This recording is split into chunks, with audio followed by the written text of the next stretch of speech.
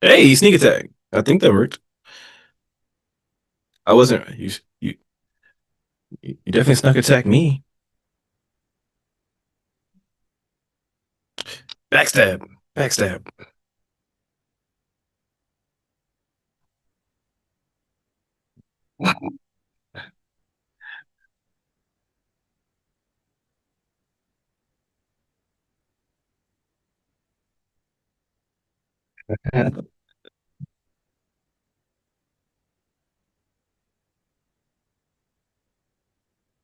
Uh, I am excited because I don't know what we're doing today.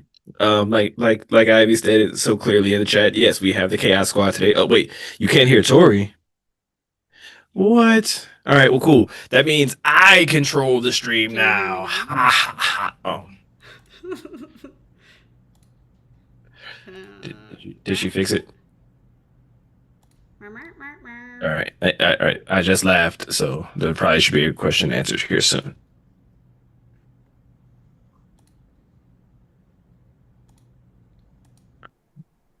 Hold on. Let's see. Oh, test, I'm trying. test, test, test, test, test, test, test, test, test, test. Says Hello. not well. I just Okay, changed so yeah, something. you're just low. You are coming through, but you're low. Like maybe you need to get closer to the mic. I just changed a setting. And Ivy, apparently, I you're sound fully choppy. you're our full tech check right now. This is the gain on the microphone. Okay. On here it's da da da da da da da. Is that good? Da da da da da da. Yeah. That's good, right? Okay. We're very good at this. That is dangerous. Okay. That's better. Perfect. We're gonna roll with that. If it's good for you, it's good for us. This show, this one shot was written for you. You are our one-on-one audience. Oh, I should have just. I knew I was gonna be in here every time. I should have just made the adventure, included them in You all it. right? um, I'm still significantly Oh, well, quieter. that's just because I'm country and loud. I'll adjust my audio accordingly. I can also. Oh, if we count, it's gonna. I just also adjusted you, so it's gonna be Oh, wild. okay. Well, then I haven't touched anything on my end yet, so I'll leave it be. I'll let you control that. Okay. I think we're good, and we're just gonna Is roll with it. I guess I could. This is gonna. I'm sorry for any feedback. We're just gonna roll with it. Oh, okay. There we go. okay. All right. I checked it on the stream. Cool. I'm Tori. I'm running this. We're trying out a new thing that I came up with today, a few hours before stream. I didn't come up with a name with it, but it's basically a. Do you call it a two-person adventure? It's one PC. What do you call that? I know there's a word for it, like where you're solo D&D. You know what I mean? Hmm. Or it's just the DM and a player. Is that called I don't. talking? What do you call a single goon? I guess you would typically goon alone, right? Well, the lone goon. Mono goon. Monogoon. Yes, I like it. Okay. So this is the The mono Adventures of the goon. Monogoon. Yeah, Adventures of the Mono Goon. Yeah, Pentogoon and a Monogoon. Ugh, genius. All right, so this is the Monogoon adventure, and I'm here with our Monogoon today is. Hey, it's me, Jazz. I play Fate on the Give It a Loot podcast, and clearly I have been chosen to be the Monogoon first, because I am the greatest of the goons. Yes. The Gog.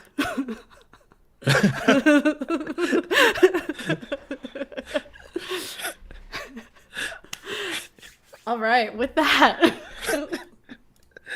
let's jump into it. All right. All right. So I haven't DM'd in a minute. And my prep time was in the car on the way to and from Cabo Bob's. The prep time out loud. I wrote down a bunch of ideas and they're here on this document. It's going to go great. You know, there's part of when you learn about public speaking and how to do it better is you're not supposed to admit if you're not prepared, because then people won't know. But too late. Okay. Our story begins not with a battle cry. Oh, shoot. I do want to give a little bit of context first. So this is kind of I wanted to figure out a way to do a pride stream in a way that wasn't like rainbow capitalism or like smushed in or very, I mean, and with just the two of us discussing and kind of a limited viewpoint as far as the queer experience. I was trying to figure out a way that would make sense in celebrating what pride is and what this month is about, but that's authentic for us.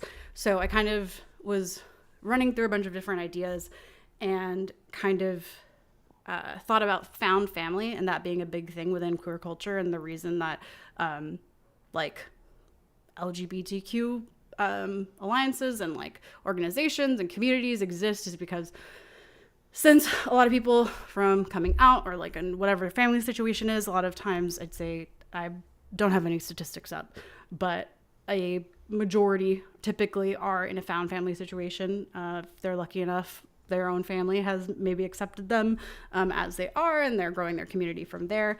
But I feel like the queer community and D&D in general have that in common in choosing your family and who you want to surround yourself with and the people that you want to adventure with. So today's adventure is centered around the theme of found family. So that's how we're going to be celebrating it. And our featured little creature is bright and colorful. And that's all I will say now. Okay. There's your preamble. Now the story begins. Not with a battle cry, but with a knock at the door. Oh, look at that Foley. A puff of glitter and the faint scent of warm fruit snacks. I'm realizing in my head I was thinking of warm, like baked fruit, but this does sound like microwaved fruit snacks in a bag, and that's what it is. They're microwaved gummies in a bag. is the smell that you smell. It's just fragrant goo. Yes. So this is and this is the knock at the door of the Winnebago. So Fate, you find yourself looking at Maury at the front door. And hey, and in a flurry of, you see Maury is there in full blob form, had like no leg shape, just arm shape, kind of in a rush, in almost like a smear frame. And before you even get a chance to speak, is shoving something into your arms. And is like, hey, hi. So I know I said that I'd only be gone for like an hour tops, but it turns out that the rest of us got invited to this like festival / divine karaoke / cult intervention, and I couldn't not go. This is Tama. They are baby. They hiccup weird.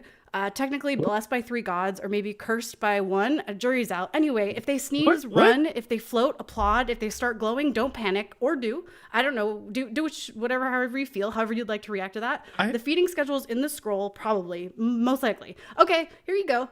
Bye. And Maury disappears into a portal, and you're holding a small, sparkly, rainbow-colored scaled little baby dragon and a scroll. I have so many questions. What just happened? What? Maury? Todd? Why do I feel like Todd's responsible for this? Okay. Hi there? Okay. Nice dragon. I go to try and pet the dragon, like under the chin. So the dragon is sitting with you, seems just like a little, let's say, wiggly. Let me see if this, give me 1 second. I'm doing some graphic stuff.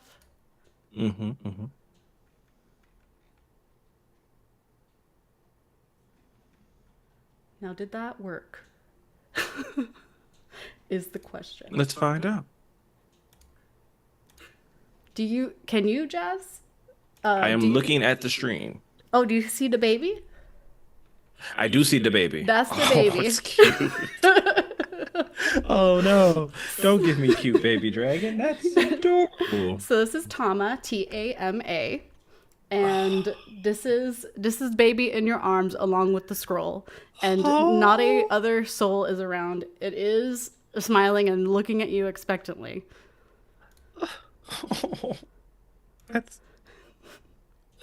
all right. Side note, this looks like if you took every character from Dragon Tales and mashed them together and made them one adorable thing. Stop. That is the greatest compliment I've ever received in my life, and I didn't know I was doing that subconsciously. Like Zack, Wheezy, Ord, Quetzal, all of them just, and now they're chibi form, and I love it. Yes. This is Why do I remember? Why was I exactly able to just rattle off all those Yeah, names? that was All right, anyways. wild. I don't know why I remembered all of that, but yes, that's gonna be playing in the back of my head the entire time. Yeah. Okay. Anyways, oh, okay. Oh, right. So what would you like to do here, Fate? You're holding a baby dragon and a scroll. Maury okay. mentioned stuff of something about hiccups or sneezes, something about glowing, and that they would be back Okay, in 1 to so- 12 hours. All right. Well, I'm holding baby dragon. Hi there, Tama. And I'm gonna just kind of look around, make sure there's like maybe there's somebody still around for help. Is there anyone around to help me with this? No. Do a perception check. Okay. Yeesh. That is a 11. 11? No. It's just you and, I mean, no, the Todd cycle, the Todd rod would not be there. Echo's gone. If the four goons have gone off to this festival thing, brought their various accoutrement or familiar type items, there isn't another obvious consciousness in your near vicinity. But you have been given potentially some information. Instructions. Yeah. Yeah. Okay. Well then, I guess. I guess this is our fate now. And so I shut the door, step back inside the Winter Majo, and go towards the kitchen area. And I'll sit down and set Tama on top of the table there in front of me, and try to open the scroll. And as I'm both trying to ponder like what is happening, but also trying to recall the information that was just rattled off at me ad nauseum, while also trying to take in what information I can. All right. So like. So you open the scroll. So I guess first things first. Yeah, scroll. What's scroll guy going for me? I will read this to you. Maury wrote this out, so I'll also drop it in the chat so you can refer to it if you need. Okay. But first off, so you don't read ahead, I'm not going to drop it in chat yet. Yeah, appreciate it. So it says, "Hi, Fate. Okay, so I know you like structure and notes and schedules and reasons, but I'm writing this with a talking quill while mid-flight on a celestial goose, so please adjust expectations accordingly. You're in charge of Tama today. You remember Tama, right? Hatched last Tuesday, cute little divine accident, bit my finger, and then blessed your sandwich? Yes, that one. Couple of things you should maybe know. Tama's been blessed by 3 different gods, none of whom consulted each other. Their magical hiccups may cause light, medium, or existential property damage. Do not let them eat any blue crystals. They get philosophical and won't stop quoting the moon. And then general childcare stuff. Feed every 3-ish hours or when they start vibrating. Nap time is whenever they collapse midair. Just roll with it. They like being sung to. Bonus points if off key. If they start glowing, that means either joy or imminent divine manifestation. You'll know which one by the temperature in the room. Oh, and the cult might stop by. Don't worry, they're not bad, just misguided and very into robes. You can probably distract them. Anyway, I'm off to help the rest of the party and attend brunch and an emotional healing seminar. Shouldn't be more than like 12 hours. You've got this, Fate. I believe in you, mostly. Love and vaguely damp hugs. So, let me Mostly. chat. That's the part that hurt Faith the most. The mostly. And so now for you, Jazz. So today's adventure, let me see if that totally screwed things up. Probably did on the screen because I opened up the chat. Everything still looks good over here. I think I popped it back. Okay, cool. There we go. Oh, that goes over the word limit. You don't have to look at the I believe in you mostly part because I'll have to delete it because of the word limit. Okay, I'll delete that last bit also. Well, what I'm hearing is I don't have to have my feelings hurt. Great. Yeah. So what this means for Jazz for this adventure, won't go into very intense D&D mechanics. We're just gonna try and keep this to about an hour and a half tops. Basically, we'll really just be RPing you, hanging out with this baby. There was a mention of a potential cult that's gonna pass by. As you can see from the baby on the screen, on the stream screen, that they have 3 states: calm, wiggly, and meltdown. Meltdown is something you want to avoid. And just depending on your performance will shift their state of emotion. So various little tasks that we do, little skill checks, can shift you either towards calm, which is really great, or meltdown, which will have its own set of consequences. So this baby is looking up at you. What would you like to do with it? Well, I guess first things first, I guess introductions are in order. I understand that you are Tama. Hi, Tama. And I try and check to see if, like, Tama recognizes its own name. It looks up at you, big sparkly eyes, and just, Okay. Hi, Tama. I'm Fate. And I gesture to myself, and I say my name over. Fate. Fate. Okay. All right. Yes, Fate. Okay. All right. I guess. Well, I was preparing myself a snack. Maybe are you hungry? you hear a hiccup come out of this. Okay. I definitely recall. And give me a second to roll a d6. So, Zach, do you have dice? I don't know where they're at. Oh. Can I just tell? I'm gonna tell Google to roll a d6. Okay, here we go. I got it. A 5. Let me look at my little chart. So a little sneeze happens, and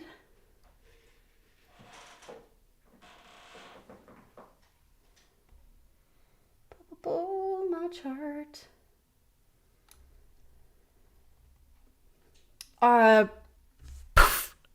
Tama disappears. Oh no! But as you kind of your eyes cross over where they were, they kind of reappear, and you can give me an intelligence check, actually, or Arcana. Intelligence or Arcana. One moment. Uno momento, por favor.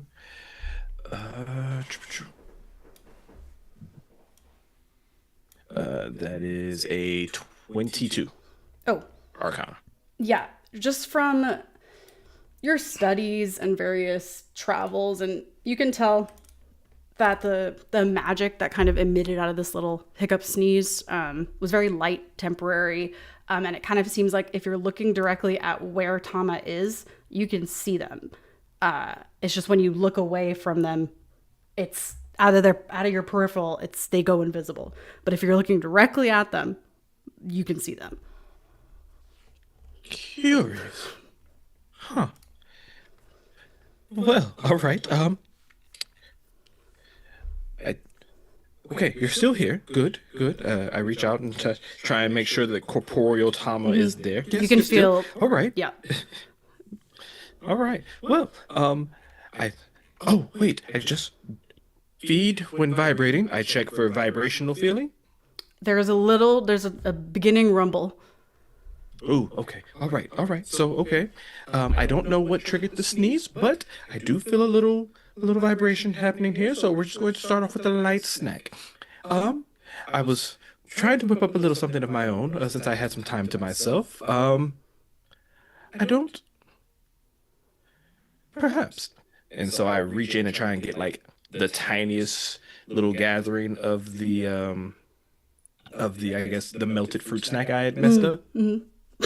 Yep. And so and so I get like a spoonful and try and like give some to Thomas. So here comes the airship. And Oh, you might have that ship where is that melt? Like, is this uh It like has recongealed. It's still warm, but it okay? hasn't like fully returned to solid. Okay. Is that what you were getting at? Yeah. Tama just immediately just mouth over the like half of the spoon, but then doesn't eat the spoon. Just like takes a bit like where too far of a bite kind of thing, but then slurps up the gummy. You feel the vibration slow down and then stop, and it smiles, and Tama is now in a calm state. Oh, So they're all feeling right. all right. There we go. Do you... I'm pleased with myself and how cute they are. So now Thomas is sitting content and kind of looking at you with anticipation to see how you may. It seems calm and happy that it just had a snack, but doing kind of that little kid. So if you were to equate this to like a human child, it doesn't have speech yet. You've kind of interacted with it. It's just been making noises, at least to your knowledge.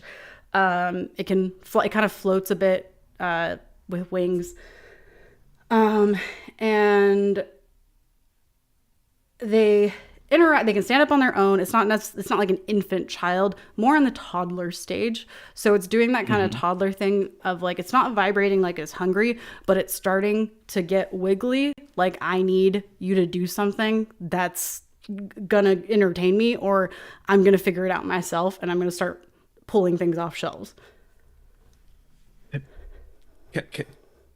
Okay. I'm going to ask this question just because you're doing a good job with this, and I want to know how much time have you spent handling toddlers? Because this is pretty accurate. I'm not gonna. I have recently got a second godchild, Okay. and I This just makes helped raise sense. my, All my right. nephew, who was born when I was 11. So it's been a minute. He turned 21 a few days ago, which was wild. But I was there for all of his toddler years, and he was a little ADHD terror child. Is your godchild in Austin area? Oh, Matthew. You met him Oh, okay, at Gen Con last year. Yeah. Gotcha. Oh, wow, Matthew turned 21. Yeah. He turned 21 a few days Man, ago. shout out to Wild. Matt. Yeah, What's happy up, man? birthday, Matt. Okay, sorry. All right. So, all right.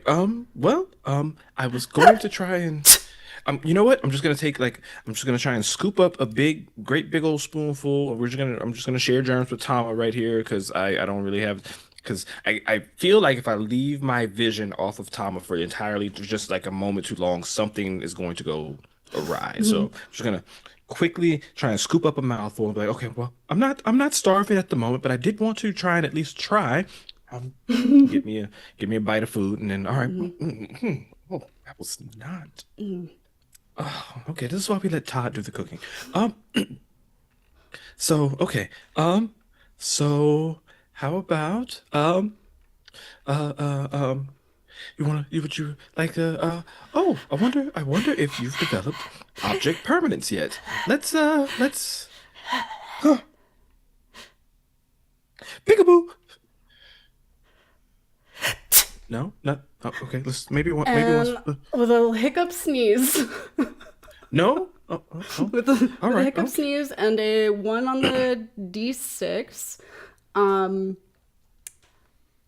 you feel a warm hug sensation, and you're flooded with a childhood memory. As a little bit of divine magic just kind of sneezes out of Tom, and a little bit of a surprise from the peekaboo. This seems like the first time they've encountered that. Could you share what childhood memory overcomes fate? Um, it would be, actually not with my mother, but a fond memory I had with my grandmother, Esther. One of the times I was out in the forest along with her and her convent, or not convent. What's the word I'm looking for here? Coven. She's a No? sure, let's go with that. I Commune. can't think of commune. Thank you. Uh, Her commune, and she All made very me this. similar ideas. Convent, They commune, were coven, yeah. A close, group of people. but yeah, Yeah. but yeah, but she makes this wonderfully prepared bowl of warm porridge, and she puts natural syrups and sweeteners and maybe a little bit of fruits, but it's all very grainy, and it's just it.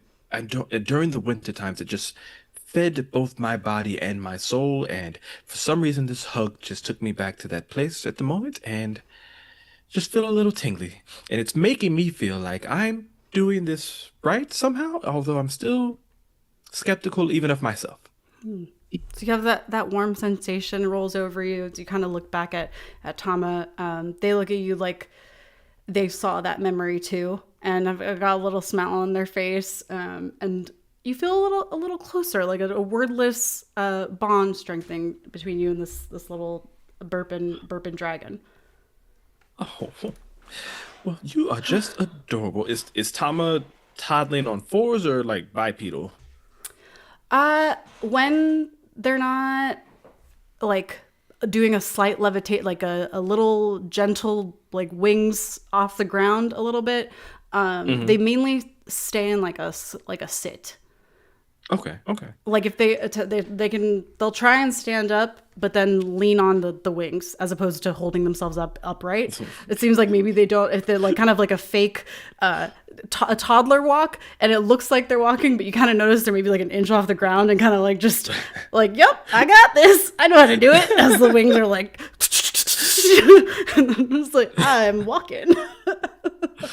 So they toddle over. Fantastic. Yep. Okay, all right. Well,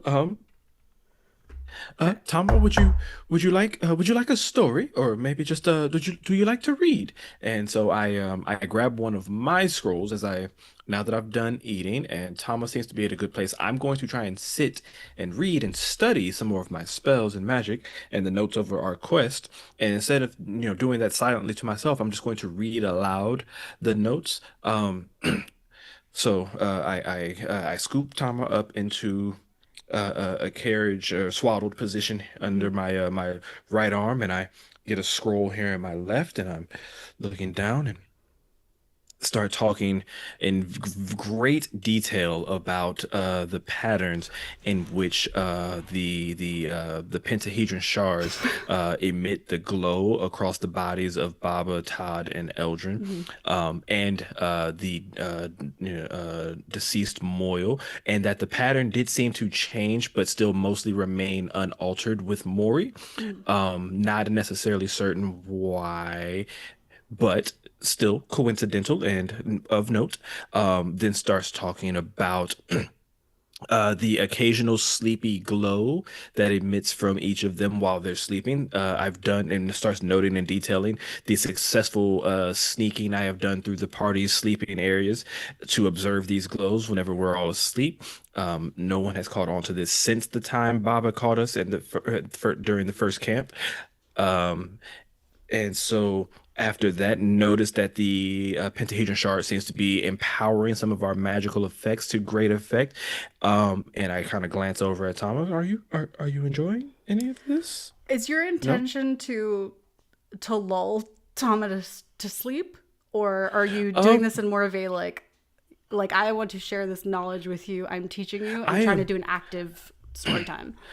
so I am trying and probably failing to like actively tell a story Mm-hmm. of like the recent history of Fate, and because Fate at this Mm-hmm. point has to assume that Tama has met the rest of the party, Yeah. because Mori just abruptly said, yeah, we're all doing a thing here. Mm-hmm. So so here's the backstory on the people you have met thus far. um Baba is rude but cool. uh Mori is Baba, more of the party dude, more. thing. Um,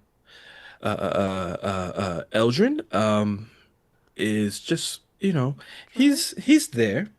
He has his moments where he's either the worst or he is ma overwhelmingly majestic. We're still not entirely certain how we feel about him. And then there's, well, we don't need to talk about Todd. But still, nevertheless, the magics at B seem to be greatly linked to our bodies, and similar to you, seem to cause random effects that sometimes we can control and sometimes we cannot. Um, is any of this getting through to you? And at that moment, Fate remembers that he can use the ability from the Pantasia shard to try and discern every language. So like he starts Okay. rattling all this off and just like Uh-huh. cycling through languages to see if there's one that clicks. So he goes like through Draconic as he's saying it, and Mm, then like he should. So like in order, I would go like almost an alphabetical order of like okay. abyssal, celestial, orcish or dwarvish, draconic, like just whatever I Okay. can until I see like, is there any type of response to Yeah. any of these, positive or negative? So I'm gonna give me first I want a give me a performance check with advantage Okay. just to see Uh, how much Tama enjoyed this story. See if they're engaged. Ivy, I don't know if I've had the time to accidentally sponsor Baron Smelly Bones scented dice. I got these at Chupacabra Con and then I bought another set at Gen Con. But these things are amazing. I've had one set of these dice. Hold on, I'm gonna hold them up here because I know I just got caught sniffing dice on stream, so I'm gonna show these Also fireball weirdly scented dice. thematically like fitting. Yes. Yeah, I got the first set were fireball scented and the second one were arcane vapors, and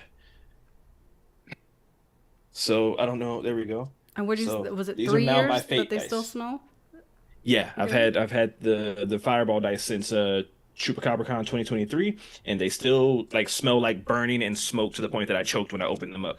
So yes. Ivy, he wouldn't know. Sorry. Uh, the wait, which one do you want to the fireball scented or the arcane vapors? Because it smells like, the best way I can say it is that it smells like purple. The arcane one. Yeah, Yeah. but like it smells like purple in the best way ever. Like if you went to Okay, the purple area of candles but or like, no, not if you like went to the Kool-Aid purple purple. area of candles. If you somehow managed to stand between the blue area of candles and the red area of candles, Okay. and like one nostril was getting each side, it smells like purple. Okay. I get that. Yeah. That makes sense to me. Yes, the arcane vapors smell like purple, and the fireball smells like it doesn't smell like burning. It smells like something already has been burnt. Like it smells like if you were to walk into a building after somebody cast fireball and the fire has now been doused. That's what the dice smell like every time I open this case, and I love it. But yes, rolling performance with advantage.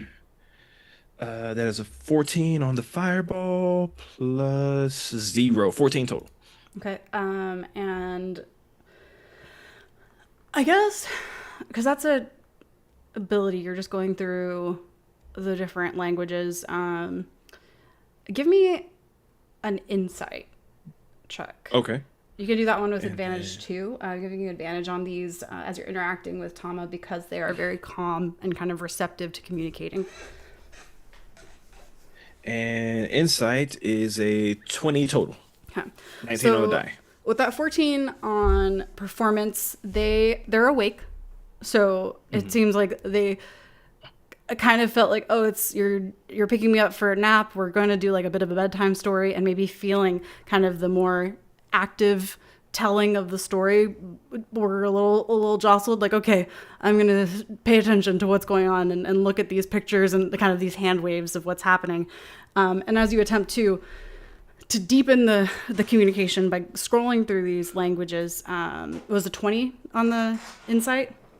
Yes. So oddly enough, you notice that they actually respond better to celestial than they did to draconic.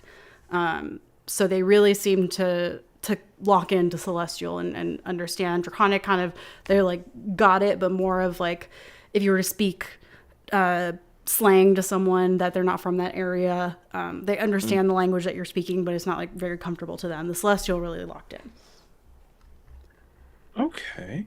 Interesting. And is that like, is that some, are you now like speaking in, or you, is it understanding? What is the ability? So, one sec. Yeah, it allows me to speak in pretty much every language. Sorry, the Okay. thing is making me do the stuff. I want to switch to my features. Features and traits. There we go.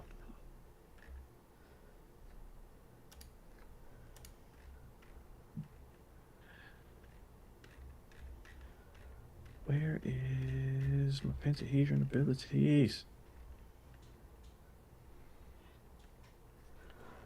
I mean, we're not mainly just like, is Yeah, this yeah, yeah, yeah. temporary or is this like a ability, something that It's stays on just you? it's It my just happened. pentahedron ability Okay, shard. It just lets me cool. communicate in any language. So if you wanted to continue in Celestial, that would probably be easiest.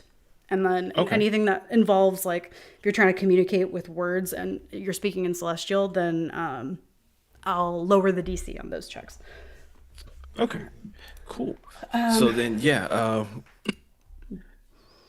so now that I see, okay, we've got a at least some type of a common dialect here, or at least almost a method of full communication.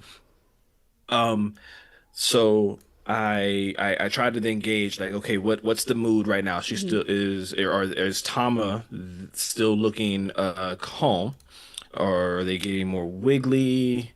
Where do I need to go next to really? They seem to be pretty oddly so calm and kind of they're responding well to your very chill and methodical energy. They may be, as coming off of being transferred over from Mori to you. Mori handed you a wriggly, ready for chaos little creature, and you're getting the vibe that maybe they picked that up from like kind of, they were matching Mori's energy, and when they were hanging out with Mori, that they were doing some chaos things, and now maybe like kind of to your benefit, Maury tired them out a little bit to where they're more receptive to this energy that you've been giving and you've been approaching and trying to find a way to connect intellectually. And so they have, Tom is reacting in a way that's like where they can, as much as a toddler could understand the effort that you're putting into communicating with them, it kind of gives a sense of like comfort of like, okay, this is a safe person, even though I've just met them today. And so as you're kind of figuring that out, you hear a knock on the Winnebago door again. It's not, you kind of, you know, the party knocks at this point. This is a different knock. Mm-hmm. Hmm.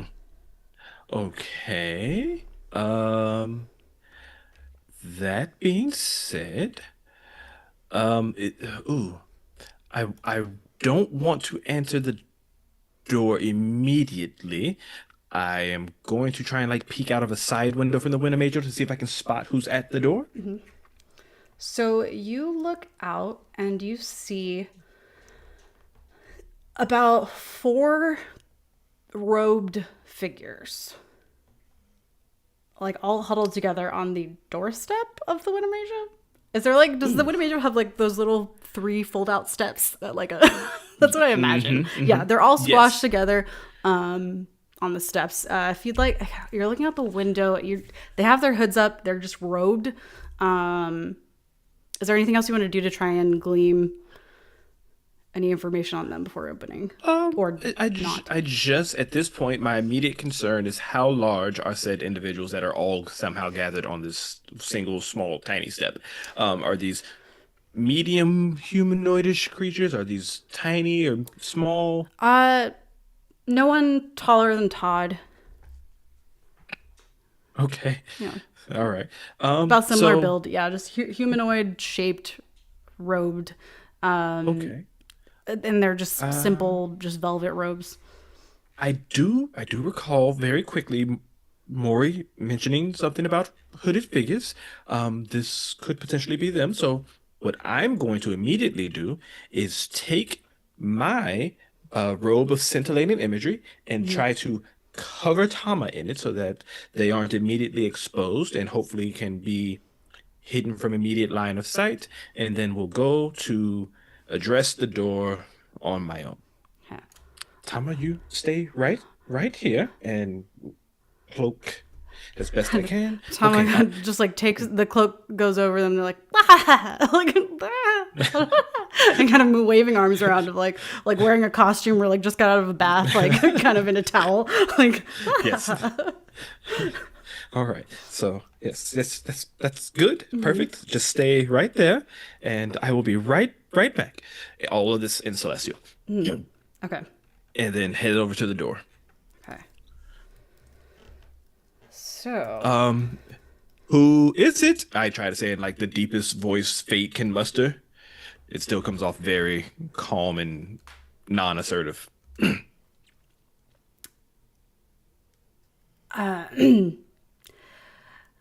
we are representatives of the name of the cult. I have it written down. The cultists of the Wiggly Spiral. We heard there was a god baby in town. We brought matching robes and a prophecy we made up on the walk here. We would like to see the baby. Um, I I am unfamiliar with that which you speak. And I don't think that there are any deity toddlers here. Thank you. We would like to see the baby. Give me a perception check. Okay. 12, 17. 17. So you're close. You're right at the door. They're all squashed up on the step. They're right there. You overhear them whispering to each other. Okay, so maybe that wasn't like the right approach. Maybe did that sound like I had bad intentions? I don't know. And then somebody else chimes in like, maybe we just, you already asked to see the baby. I don't know how are we supposed to confirm that this is the correct babysitter? That form, that goo told us that we could trust them, but I'm not sure. And I was like, I don't know what to do. I don't want to be intimidating, and I don't want to like knock the door down. But what are we gonna do if they don't let us in? Should we go with something Okay. else? And so you're saying Fate is hearing You can all hear of them. that They're conversation? they're Okay. attempting to whisper to each other, and they're just like it's quite Failing, yeah. earnest, and they don't know what to do. It sounds like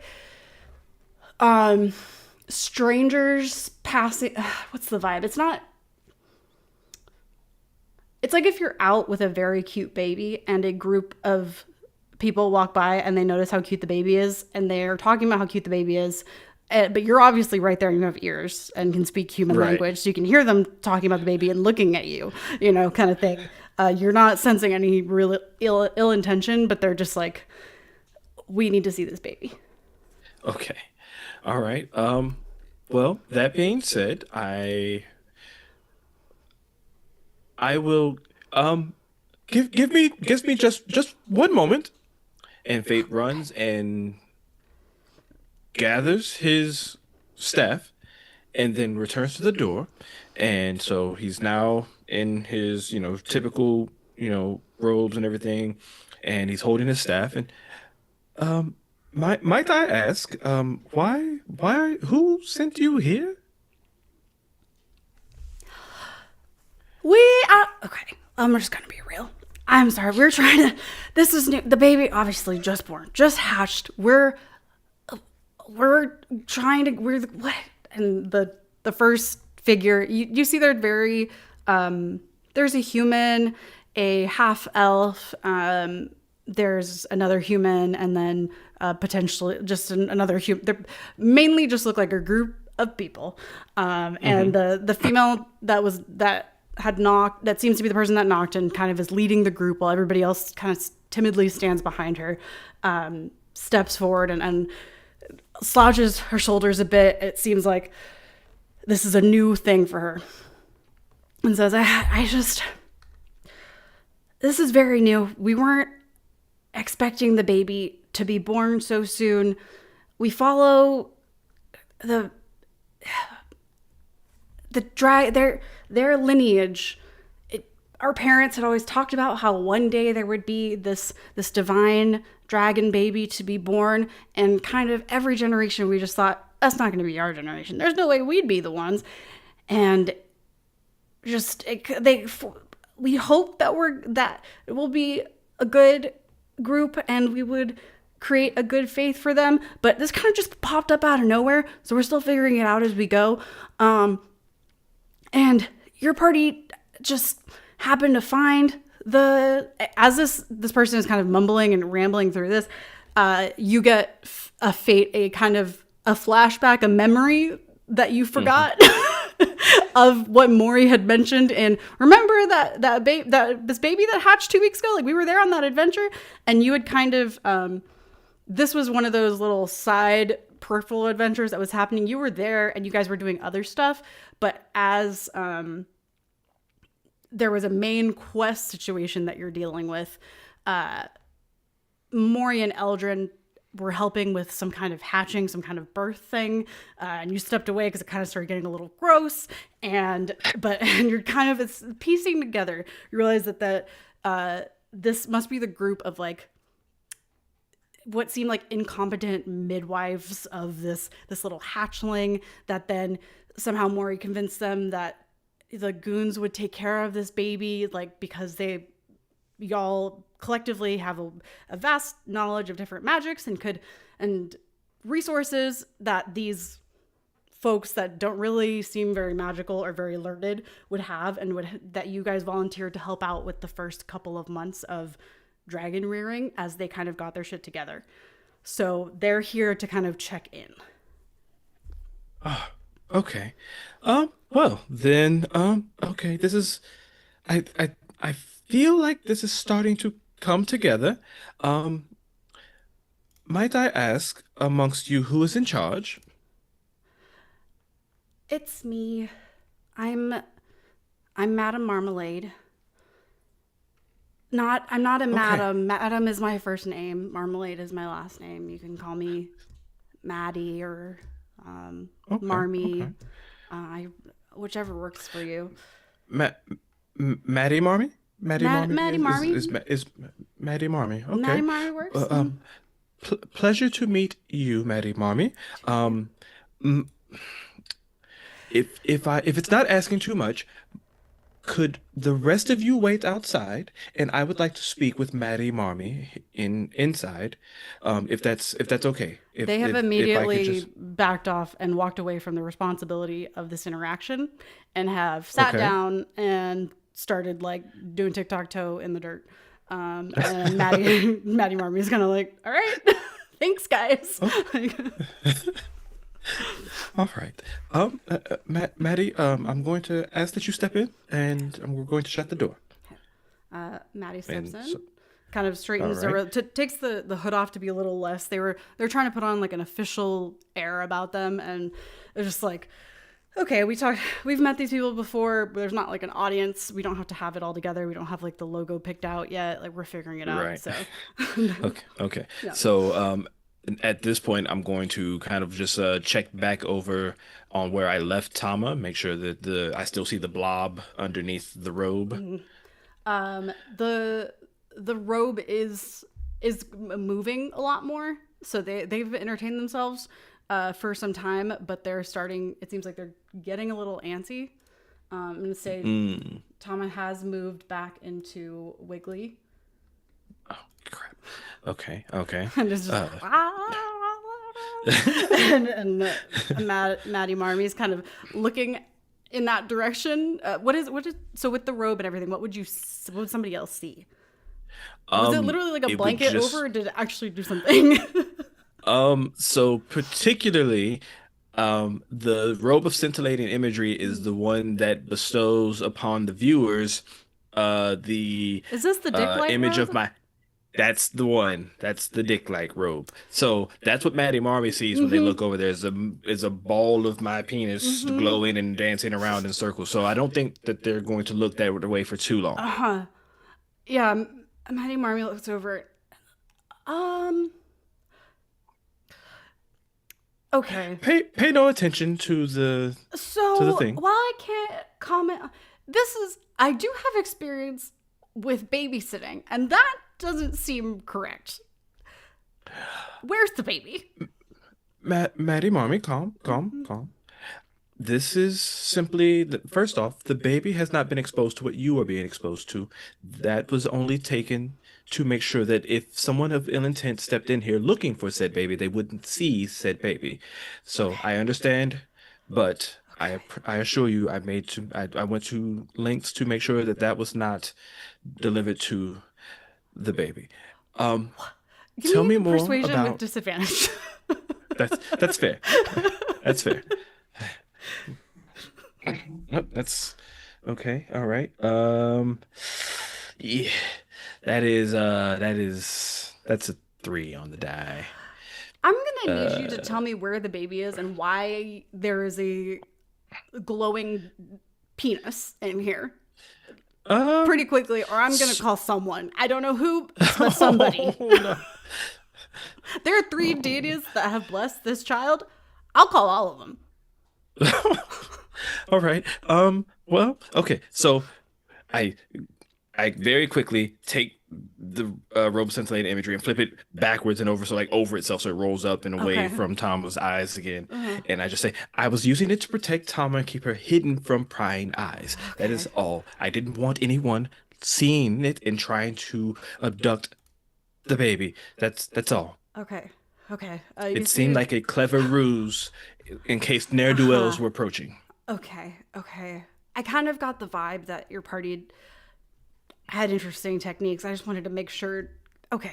Now that it's put, understand the illusion was on the outside and you were okay. It just unfortunately was in fact okay. Sure. Sure.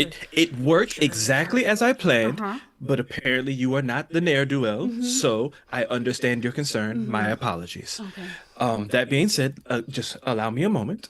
And so I roll the roll back up and place it back up on the shelf that I keep it in, and I scoop Tama up, and I've got Tama in one hand, staff in the other, and still kind of guardedly talking to Maddie Marmy. Okay, so Maddie, meet Tama, Maddie. I feel like, this isn't your first time meeting each other, and The last kind of time I trying to saw hold on. you, you were covered in goo, egg goo. Look, you're all clean. And Thomas, she just gives a little and like flaps her wings and kind of like, look at my wings, like look at me, and does the kind of like I can walk charade thing again. And Maddie Marmy looks like a little bit more relaxed, but still kind of it feels now that the vibe has shifted as the now you're just kind of a one-on-one conversation, two adults. There isn't like any magical chaos. The sneezes obviously cause certain effects, but as you've been bonding with Tama, there haven't been a ton of them coming up. So mechanically, like if like say Tama happened to be in a meltdown, these sneezes and hiccups would be happening a lot more, and potentially the environment would look a lot different. So, and that's what these cultists had experienced before, and they were kind of expecting to walk into a bit of a like a fire over here and like something happening over here, right? And everything looks really pristine. Like you cooked and you like had a little scroll, and they like were like in a little Protection play area. blanket. Yeah. So they're quite taken aback by this, pleasantly surprised. But since that magical element is now not as present, they're feeling a little bit more confident. And now you're kind of, it feels almost like a social worker has shown up Hmm. and is judging you, and you're and the taking care of this baby, and there's a little bit more confidence coming from Maddie, in the sense of, again, with their connection to this lineage of dragons, and that they will eventually be helping to bring this dragon to its forefront of this new religion that they're trying to establish. But they aren't sure if they made such a great decision on leaving her with the goons for this amount of time, and are doing this little drop in. Like, okay. Questionable decision making on Yeah. their part, definitely. Like it was an emergency situation. You guys were around. There was a lot of talking. There was a big, what seemed to be a very responsible cat, but I don't see him around. Um, but I apologize. Tabaxi. It was our first. We haven't been out a lot. There's a lot of things that we're doing crash courses in just the world. We're very sheltered. And then Maddie Marmy looks at Tama, kind of exasperated and talking to the, when you talk to a toddler about a bunch of stuff that they're obviously not going to take, but you just need to get it out and don't want to tell it to another adult. And they're just like, I'm so sorry that we're the generation that you were born to. We will try our best to be better, but this is what you're working with today. As they kind of squat and just kind of sit on the carpet. Okay. So then I'm going to sit with Maddie, and I'm going to lean my staff over to the wall. I'll try to get it in frame so that way just okay, we're gonna set this down now, and I'm gonna hold Tama in my lap. Just still two hands on Tama and talking to Maddie. Here's a few things I can tell you in just the brief time I've had with Tama. And then I start speaking to Tama in Celestial. And then I say again, Tama, this is our friend Maddie Marmy, and and so hopefully what Maddie sees is me speaking Celestial too, and then Tama responding, with some type of, I would hope, pleasant response. They're what Maddie's seeing on the outside, not them not understanding Celestial, and then kind of making a note to themselves, like learn Celestial, because they see Tama responding and is not speaking Celestial back to you, but is like what's the word, like goo goo gagaing it back to you, where like following the like intonation of it and just repeating what you're saying back to them, just like like that kind of like they have they have a lot to say but just don't have the words to say it quite yet. Right. That's fantastic. Oh, nothing better than babies attempting to have full conversations. Oh, they're so good. Oh, well, I'm so glad. Okay, that it seems that you guys have formed a connection in such a short amount of time. So this won't be as awkward to ask you to participate in. But I do need to ask you to take on these 3 trials of, and then again, they pull out their notebook of looking like, we had a meeting about this. What were we calling it? The trials of worthiness of helping raise God baby dragon. Not very strong in the naming of trial department, are we? We're figuring it out. We're, cultists of the Wiggly Spirals trial of God baby rearing. Yep, that's what it's called. Yep. What's the word? What's the name? Something name. The It's a working holding name. name for now. Yeah. Working name. Yeah. Yes, it's a working name. TBD to workshop. We're workshopping it. Yeah. So would you like to begin? Might I inquire as to the nature of said trials and or the risk reward of said trials, or what I need?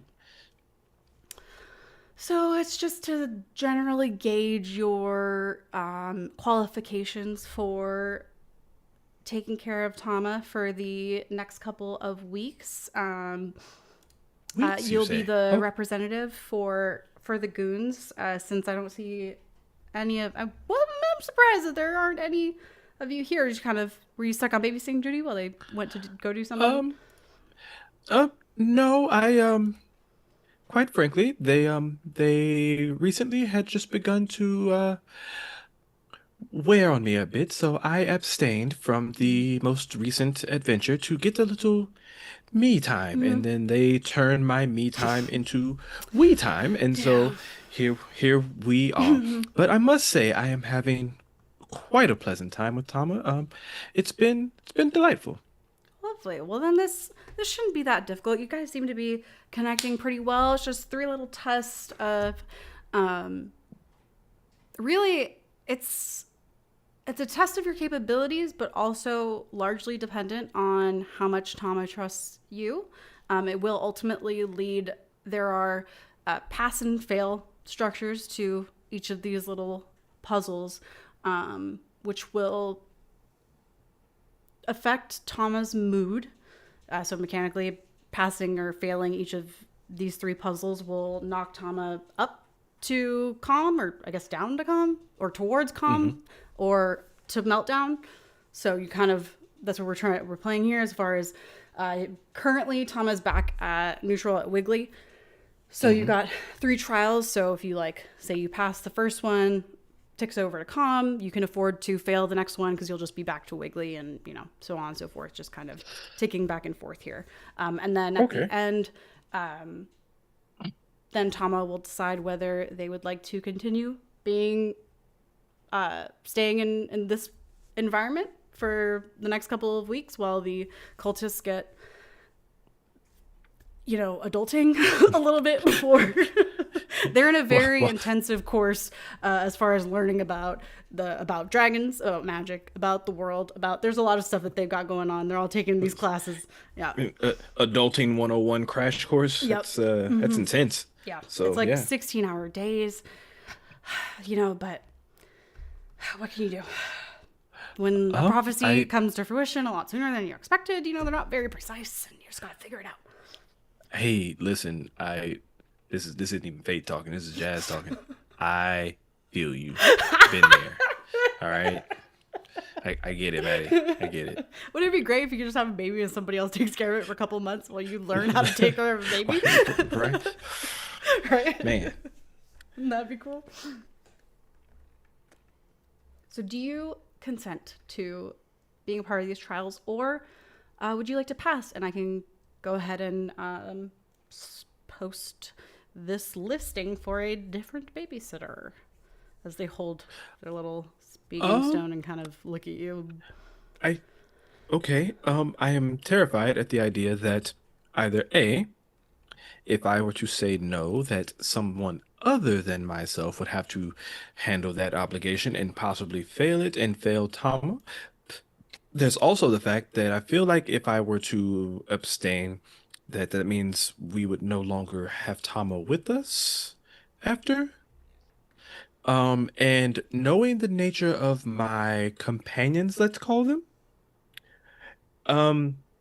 if they were all to return here and notice that I no longer had Tama, I am not certain how well the rest of the world would do after that hour or so passed. So I find myself stuck between a rock and a hard place, proverbially.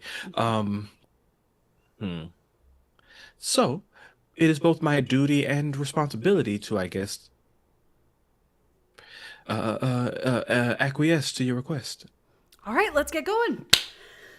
And they clap their hands, and just like a puff of glitter. You're not quite sure. It gave the illusion of magic, but you didn't feel, it wasn't magical enough to even feel anything, but it looked nice as they're trying to figure out these trials and how the format is going to be, and if they'll need to be repeating this. Do we spend a bunch of time sitting around formalizing these, or because we're technically only going to do this the one time, hopefully, so it's how much do we actually need to formalize it? And they kind of just so not even a full prestidigitation, just a handful of glitter and just just a bit of a clap, and they just let it they're like, all right. And they turn and pull out of their satchel, and you see them set 4 juice boxes in front of you. So as we start the trials of worthiness, the toe. Well, let's start off with how well you take care of the most basic needs of our little Tama. And let me get the visual up here.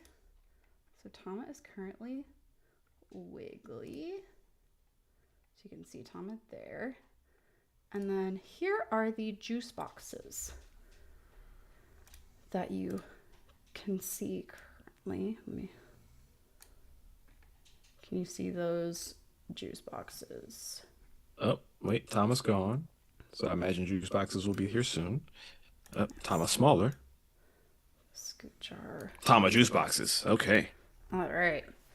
So they very unceremoniously, they kind of just literally pulling out of a purse, and each box, as they set them each, like stick a straw in each of them on a little like coffee table. These are the juice boxes of nurturing. We have 4 different flavors, and they kind of look to a non-existent camera, provided by Duckies. Duckies, where you can get all the things you need for your growing one. And then they look back at you and gestures towards the juice boxes again. So I would like for you to tell me which of these juice boxes Tama should drink. We have Lava Berry Blast, Grape Expectations, Forgotten Childhood Apple, and Moon Milk Citrus. So, Jazz, for what we could do here, you can pick up the boxes, you can touch them, you can sniff them, you can do certain checks. Feel free to use spells, magic, whatever it is that you want to glean information before making a choice. Okay. You could even drink some yourself if you wanted to. But you can't ask any questions to Maddie Marmy. It's really what you can glean from the boxes themselves. But you have free reign to do whatever you want with them. All right. So first things first. Oh, sorry. First things first. Fate reaches out, grabs each carton, and turns around backwards. It starts reading through the nutritional facts on all 4. Checking for sugar containing, or I guess how much sugar each one contains in a serving. And so we're going to try to start with finding the one that has the least amount of sugar. Okay. Let's do. So it seems like each juice box is like just on the flavors, they have a little bit of different origin, so the measurements are different just depending on the ingredients. So give me an intelligence check to figure out like kind of you're taking this information and converting it to figure out just like the question of what's the lowest sugar content. Got you. Which one is the least unhealthy? Yeah. That's a 15 on the die. You said intelligence. It's going to come out to 19 total. Yeah. Okay. So you can immediately tell that Grape Expectations sugar content is pretty high. Like there's even for regular like grape juice, it's very high. The Moon Milk Citrus doesn't have any sugar in it at all. The Lava Berry Blast is like an average amount of sugar, leaning a little bit on the high side, and the Forgotten Childhood Apple is like just a little bit of sugar, what you would glean as safe for a hatchling, but there is sugar in it. So as far as the lowest, Moon Milk Citrus doesn't have any. Apple has enough that seems like for flavoring or to make it like for something that a small creature would enjoy. Right. Okay. So then now that I feel like, okay, so fate is like, okay, so I would like to put aside for now the grape and lava berry blast and grape expectations. But I'm a little hesitant because as much as I want Tama to be healthy, I would hope she would enjoy the juice. So I'm going to take a sip of the moon milk citrus because no sugar seems scary, especially for a citrus drink. So I'm just gonna, and he's gonna do the straw tip pinch thing where you stop the juice from falling back out and release and so give me a just enough to get a Constitution quick taste saving of the throw. juice. Oh no! Why did I not assume that was gonna happen? I know better than this. Of course. If I get diabetes again, I swear to God. 19. 19. All right. So, this droplet, you notice as you take this droplet, as it's kind of almost in slow motion, the little droplets coming down, and it glows, and you're seeing that this juice has like a luminescence to it, and Okay. as it hits your tongue, you get like a not an overwhelming kind of like a cartoonish like I'm doing acid sort of thing, but a very gentle like dreamlight puff of like what feels like you're very familiar with elven magic. It feels Hmm. like swirly, dreamy. There's like little whispers of elvish that you're getting, and this quickly passes. And it's not like a negative effect, just an experience that happens here with it. Interesting. Well, that's mildly pleasant, I must say. However, I feel it could be overwhelming for someone so young and undeveloped. Um, but I might hold on to this carton for myself for Yeah, later, if that's okay with you, Maddie. sure. I've got plenty. Plenty, you say. Hold on to that thought. We'll talk more later. Okay, and so now the Forgotten Childhood Apple. This one, while nutritionally seems safe, the title is a bit alarming. Forgotten Childhood Apple. I, just okay. And so takes another droplet of the Forgotten Childhood Apple. Okay, con save. Yeesh. That is a 9. That's an 11 on the die. It's an 11. Or no, 9 on the die, 11 total. Wait, Um, 3, 9 and 3, 10, 11, 12. 12 total.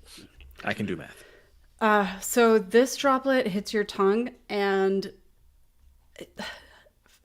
Fate has a maybe you're expecting something more to happen, so you kind of did a little bit of a spit up of if it's like a baby drinking like lemon juice for the first time before you realize that it's just apple juice. It kind of you were like prepping yourself for it and kind of did an embarrassing reaction to where Maddie Marmy's sitting there like like they've given away on their face that this is the safe one and that this is just apple juice and are very concerned by the way that you've reacted. And they're kind of like they're just kind of leaning down at the boxes to make sure they didn't mix them up and looking at them and just okay. Have you made your Okay. decision? Um, I, I, I think so. Yeah, we're gonna go with the I'm going to select the Forgotten Childhood Apple. Somebody really needs to do a better job of branding this because that title is absolutely atrocious. Yeah, I think they were going for like a nostalgia type of thing, like so that parents would also be like, "Hey, like here's apple juice," and then they named the orchard the Forgotten Childhood Orchard. But they should put that on there. But then Ducky's kind of took over the branding. But yeah, correct. And you see Tama, it's grabs a bottle a little aggressively. It's like squeezes it and it like squirts out. She giggles and does it again before taking a drink of it and just kind of squirts a little bit like at you guys and does a little bit of like a water gun sort of situation before sitting and contentedly drinking. And Tama is now calm. Yay. And Fate prestidigitates the apple juice off of himself. Perfect. Everyone's nice and clean. No, no, no. Maddie still got apple juice on Oh, her. Maddie takes Just himself. a handkerchief and it's like sticky. Great. Trial of Worthiness number 2. And Maddie pulls out a different notebook this time. This one's a little bit thicker. They Okay. say, "Okay, now that was a test of instinct, of insight, of intelligence, of perception, of looking without so much. Anyway, this next part's a quiz because it's a different skill, right? Okay, question number 1." And they go into a series of questions. We're going to have, let's see, we're at 9:23. This will be 4 multiple choice questions. Okay. Okay. At what age do baby dragons typically start manifesting their breath weapon? A, 6 weeks. B, when emotionally provoked. C, the moment you turn your back. Or D, never if they go to therapy.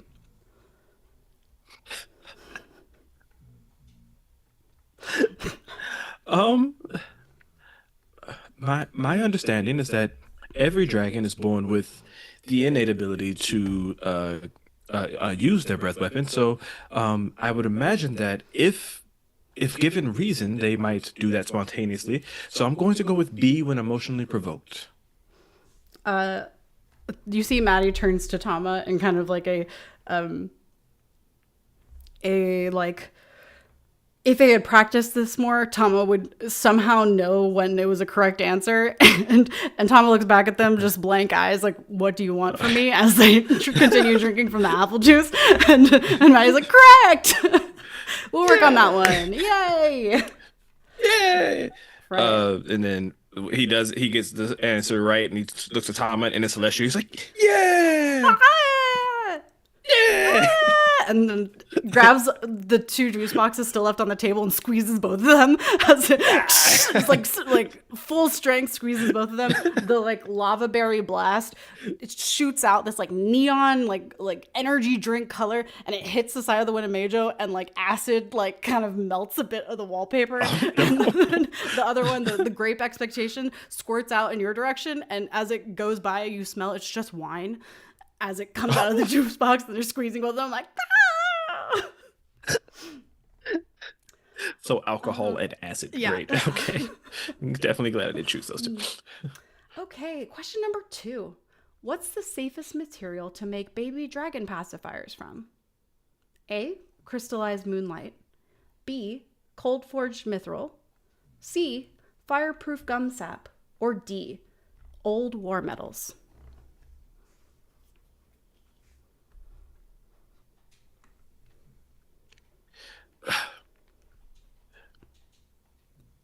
Fireproof gum sap? Is that a thing? Correct! It's probably a thing! Yay! Well, Woo! I have also learned something new today. Okay. And again, to Tama, to keep her engaged and hopefully paying attention and not too bored. Yay! And Celestial. Oh no. Tama, having finished the juice box, lets out a little hiccup sneeze, and let's see what happens. Look at my table. You and Maddie Marmy kind of start to like float as if you're like in a spaceship, like an anti-gravity sort of thing. As you all three of you are just kind of floating around, and Tom is just like clapping their hands and just like as you guys are just like upside down, and Maddie's upside down, hair like long hair just towards the floor, as unfazed kind of flips to the next page. They're like, all right, second to last question. Let's see. Wow. If you become your party's parent friend, what are your duties? A, healing spells in juice boxes. B, making emotional space. C, knowing where the snacks are. Or D, all of the above. Well, I already know where the snacks are. I I do try to make space. All of these sound like great options. So, yeah, I'm gonna go with D, all of the above. Yay! As Maddie claps, the temporary magic effect wears off, and she kind of has to like right herself as she was fully upside down, and as were you when this effect comes off, and kind of just like maybe 6 inches off the ground, just like okay. I will quicken spell and cast what is the thing that I have to catch us all? No, not Featherfall. Bigby's hand to catch myself and Tama. Ooh. Although Tama can fly, so it doesn't matter. So like I just Yeah. big hand underneath myself to stop myself from falling, and like waiting on Tama to fall. And it's just Tama like, oh yeah. kind of lands there, but not fully. Just as like kind of floating and Yeah. looking at you for validation of like correct. And so then yeah, get that off. But then I realized I did not catch Maddie. I am so sorry. I apologize. I reflexively, I just wanted to You know, catch, and that's so it was bonus just. points for prioritizing Tama. Are you okay? I Yeah, yeah. dispelled Bigby's hand. Yeah, just a little crick in my neck. We're good. All right, last question. Okay. Question number 4. What is the universal rule of found family parenting? A. Everyone brings snacks. B. Love is louder than logic. C. Glitter is a neutral alignment. Or D. No one gets left behind. Hmm. Hmm. Ohana does mean family. It, I'm gonna whew, um, because I do love the idea of love being louder than logic.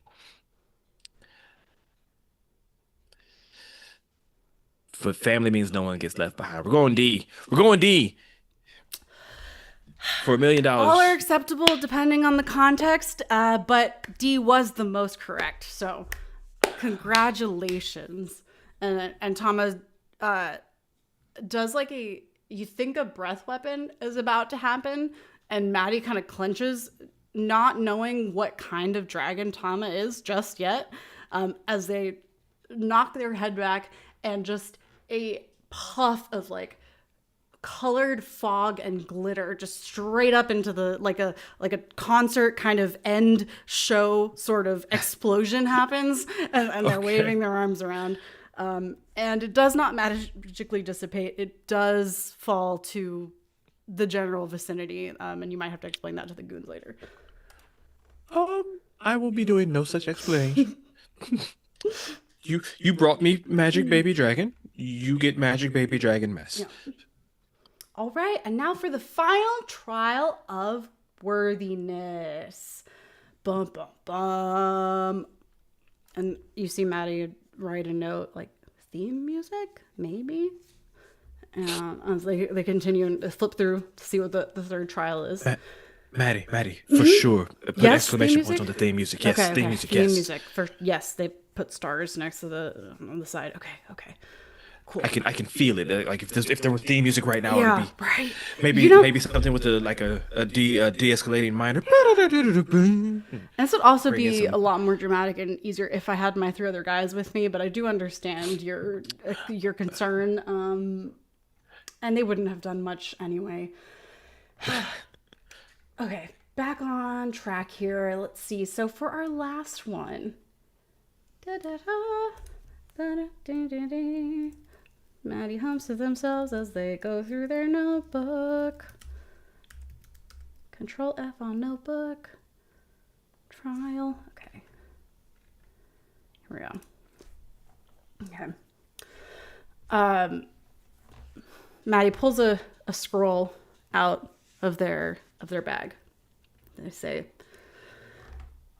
"Okay, you need to give me your best interpretation of this prophecy.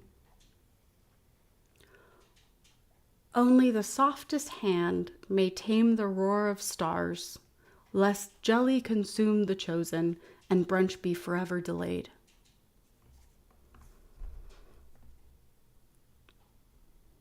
I'm sorry. Could you repeat that?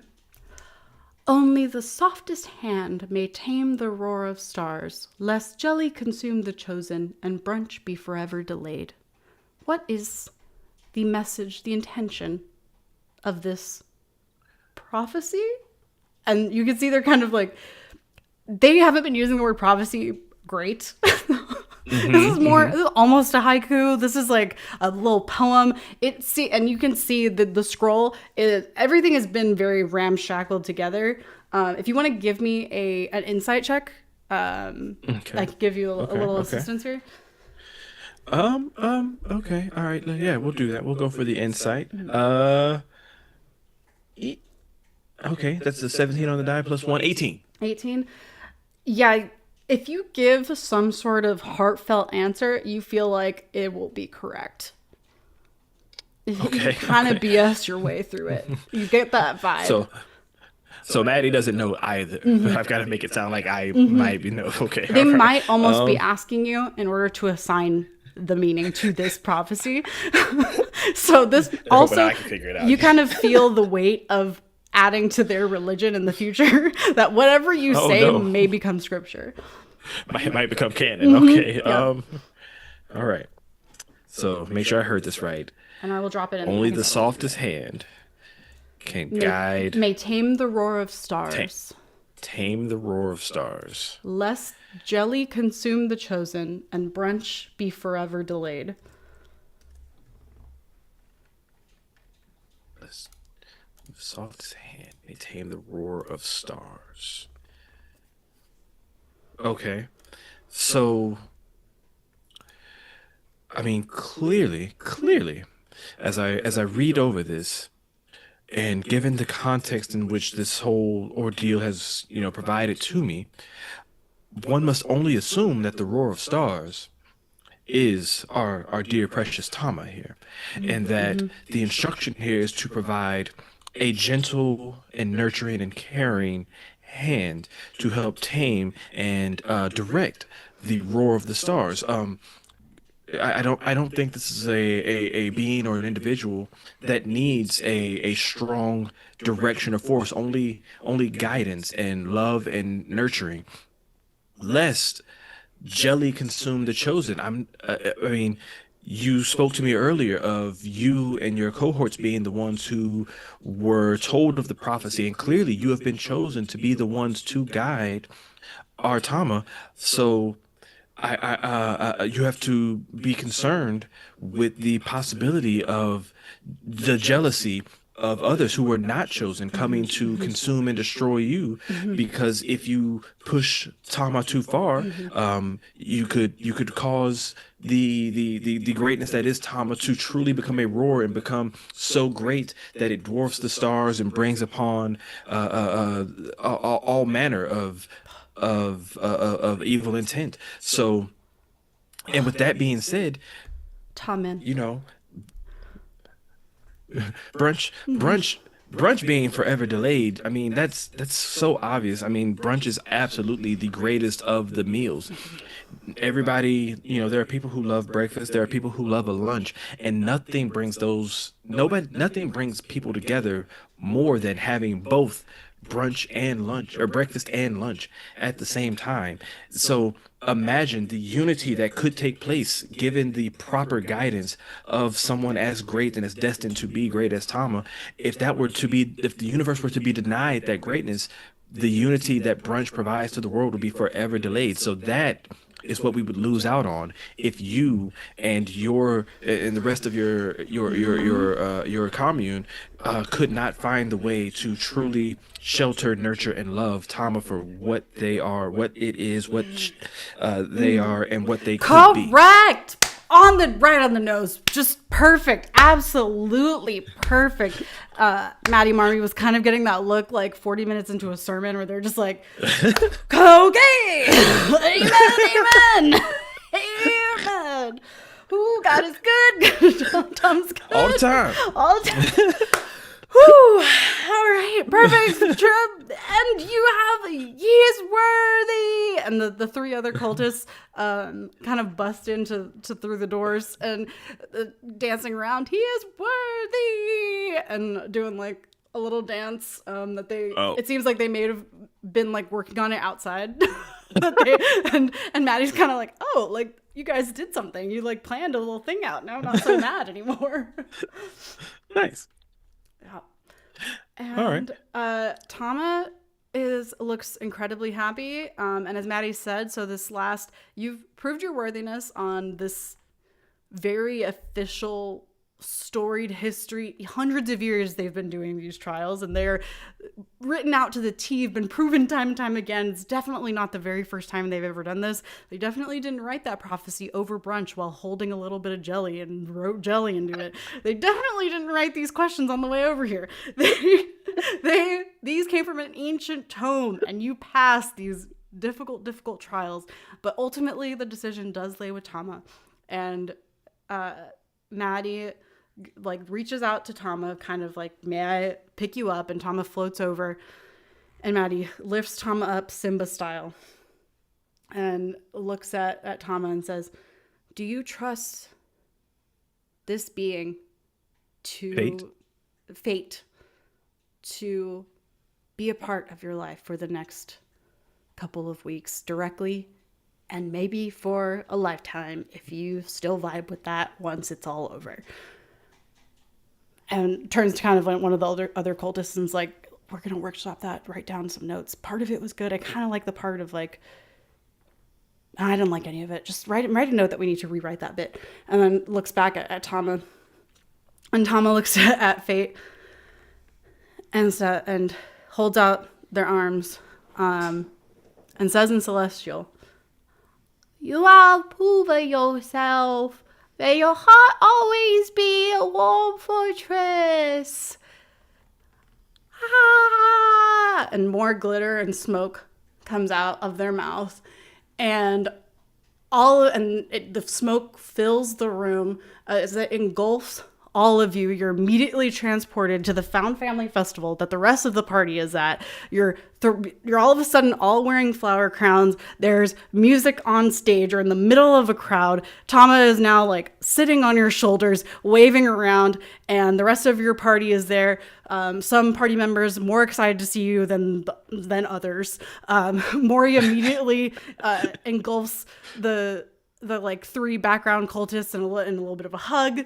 You see them kind of go through a maybe like memory situation. Baba comes over, taps, gives you a little tap on the head of kind of maybe the most like you did good energy out of like the smallest little tap on your head, and then a tap reaching up to Tama's head on your shoulders. Todd's still just vibing and dancing, does not even acknowledge that you've arrived. And Eldrin goes over and places a little flower crown on top of Tama's head.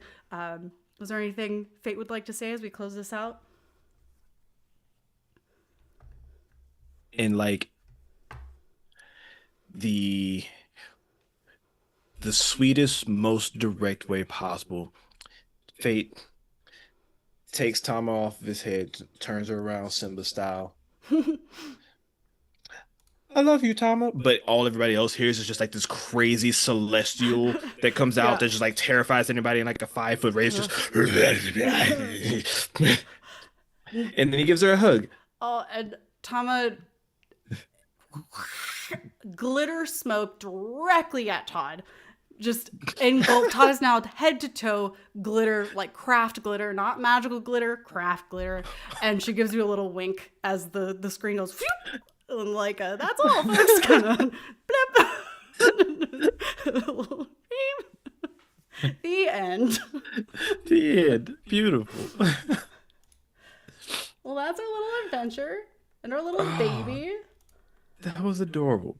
And just so everybody can see the art that I worked on, there's a part where Todd attempts to hold Tama and she goes into a full on meltdown. Doesn't love it. So that's the art that's up on the scripts. The art will go out with, because it is Yes. It was just great to draw a little mad dragon. Oh no. I'm so angry. Yep. All right. Well, did it. That was fun. I really enjoyed that. The glad. Tama art. I don't know how it immediately endeared me to this baby. I could not, and I couldn't turn off actual dad mode. So congratulations, you got me with that. Perfect. I was like, oh, I could do parenting questions, and he'll know because dad. And then they just ended up being ridiculous, but cool. Ivy says she's now taking Tama home. Yes, Ivy is in the babysitting rotation. Officially, you'll get Tama in 3 weeks. Be sure to stop by the Winnemejo. Communicate that to one of the goons, and they'll coordinate where you're going to meet up. We're going to say that cultist number 3 is absolutely Ivy, right? Oh, yeah, that's true. Yep, yeah. Ivy Yeah. was in a robe, and got that dance going. Yeah. So that was our stream, guys. Maybe I mean, Thomas stickers for Gen Con might be a thing. I mean, the art is formatted for stickers, so that's for as far as promotion. We're gonna be at Gen Con in August. We're getting ready for that. See you here next Monday, same bad time and place. Yeah. Bye, Ivy. Thanks for hanging out with Yeah. us. Bye, friends. End stream now. Make streaming now. Make stream now. I go to the outro, right? Yeah.